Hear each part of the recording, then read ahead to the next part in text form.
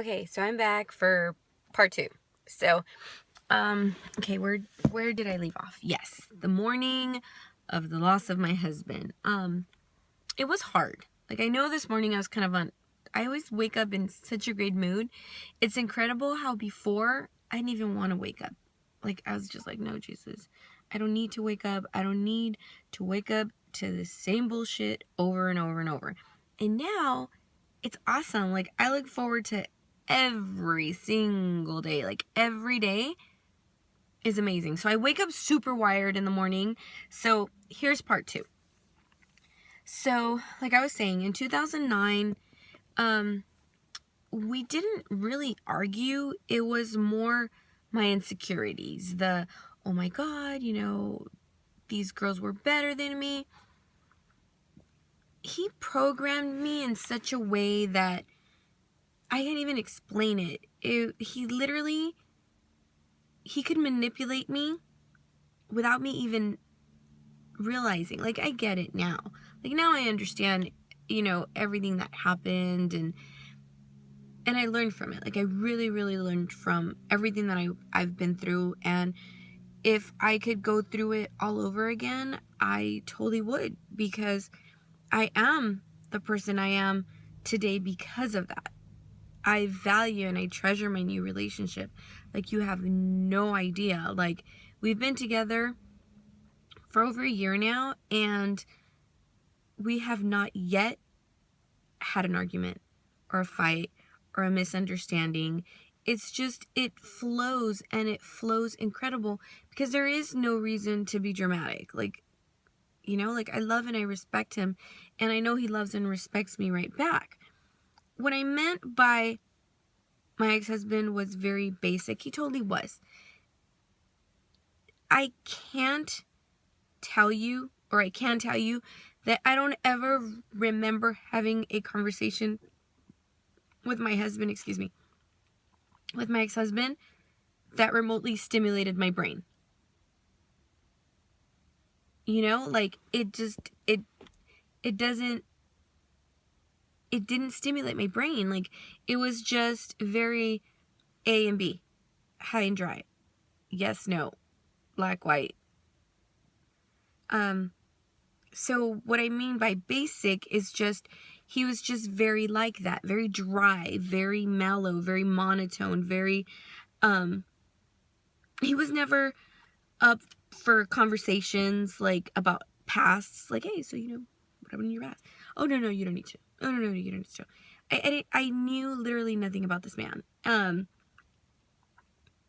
He was just, like I said, never stimulated my brain, never even made a joke to where I would chuckle. But because, again, I met him at such a young age, I didn't know any better. I thought that's the way it was supposed to flow, I knew going into my marriage that it was a mistake. Like, I did. I knew it was not going to work out the first week I was in it. And I worked hard at it. Like, hard. I was pregnant. I don't want to be like a teen single mom. It flowed weird. So that's what I mean by basic. Like, he needs somebody like him in order to get him. She's out there somewhere. But anyways, so I find out about the girl. There's no arguing. But it was just, I was very insecure. I was very hurt. I didn't know what to do. I couldn't go to my mom. I couldn't go to anybody because it was embarrassing. It was fucking embarrassing, Like, I could just imagine, like, you're stupid. Why are you still there? So that was more 2009. I do remember every single day of 2009 up until November. I would write him a love letter every single day just to let him know how much I loved him. And it wasn't like, the letters didn't go like, I love you, and no, it wasn't like me spilling out my inner love juices. It was more like you should love me because I'm awesome, because I'm incredible, because no one's ever going to take care of you the way I do, because I cherish you and you're the shit for me. Like, I built up his ego more so, you know? And my bad. I get it now. I get it now. You know, like, now I get it. Like, if I send my boyfriend now a text that says, oh, I'm so lucky, and then he replies something to, like, more or less, I know, and I'm like, not going to reply to that fool because you're equally as lucky. But, you know, it's just who we are. You know, I'm not going to be like, oh my God, you know, he's the lucky one. And I'm, you know, it's like, no. Back then I was very like that, very cheesy. Like, what did you mean by that? Oh, now it's like, you know what? You're lucky too. Anyways, so every day of 2009, I wrote him love letters. I remember one trip to Mexico on his own when I had already found out about my friend Marcela, but I did not know about the girl Adriana. I remember he went to Mexico for a week and he came back and he held me. And he goes, God, you're skinny. And I'm like, okay. Now I get it. He was comparing me. He's probably, you know, that girl Adriana, you know, she's probably like a little chunk butt, which is nothing wrong, you know, good girl, shake your jelly. Like now I realize, like, okay, he was comparing me to this chick. I didn't know it then. Now I do. I'm like, So then what? And I keep going back and forth because there's so much in betweens. What else? So he compared me that time. Every time I would get ballsy and be like, I don't want to do this anymore. Like, you should leave.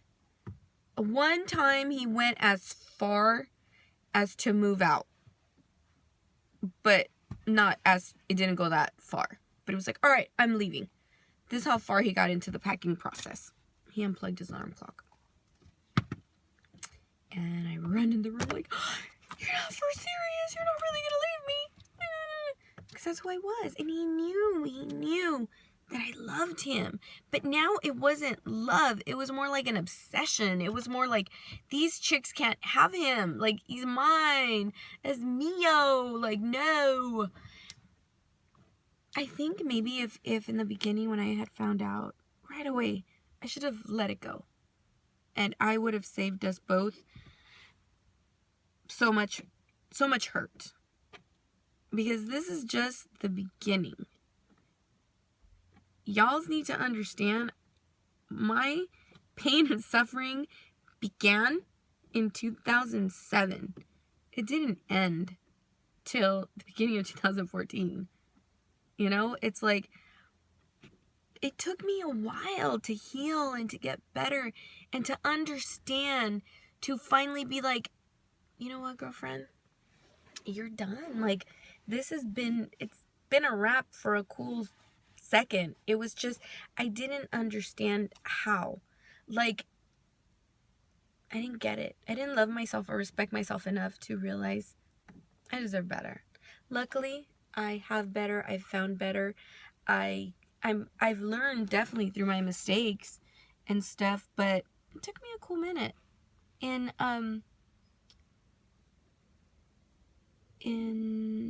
August, actually in July, we went to Cabo because I no longer allowed vacations to Mexico. I was like, no.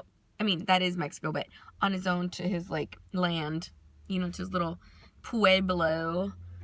I was just like, no. It's family vacations or no vacations at all. So we went to Cabo, and I was so excited, you know, like, oh my God, our first family ever vacation. It sucked. The whole time, you know, I was like so heartbroken because here we are in this incredible place. There is no affection. I was affectionate. He was just, like I said, very dry, very like, no, you know, I was the one that, I was the glue. I was everything in this relationship. And it lasted as long as it did because now I realize I was always the stronger. I was always stronger than both of us. I mean, than him. Like, and I think that was his fear. that he knew that I was stronger. And he knew that there was going to be a day when I was just going to be like, that's it. I'm done. Now I realize that a husband doesn't fight or isn't supposed to fight and hurt his wife. He's actually supposed to fight and hurt everyone out there for his wife and family. You know, not each other. Like, not be at each other's thing. But anyways, I have a feeling this video is going to end real quick because my phone is acting so lame. Fucking iCloud. But I'm totally going to post this right now, and you're going to see because you're going to be watching it. But next video, I'm going to fill you guys in on when I actually told him to leave and when he left. And when I met Max, well, I had already I knew Max, but when I started dating Max and all the aftermath of that, Max was somebody who showed me different. He was my guardian angel. Like, honestly, everybody has an angel on earth, and he was totally mine. I don't think I could have actually have called it quits in 2014 if it wasn't for my brief friendship dating couple of months with Max. I always think about him and think, like, thank you, God.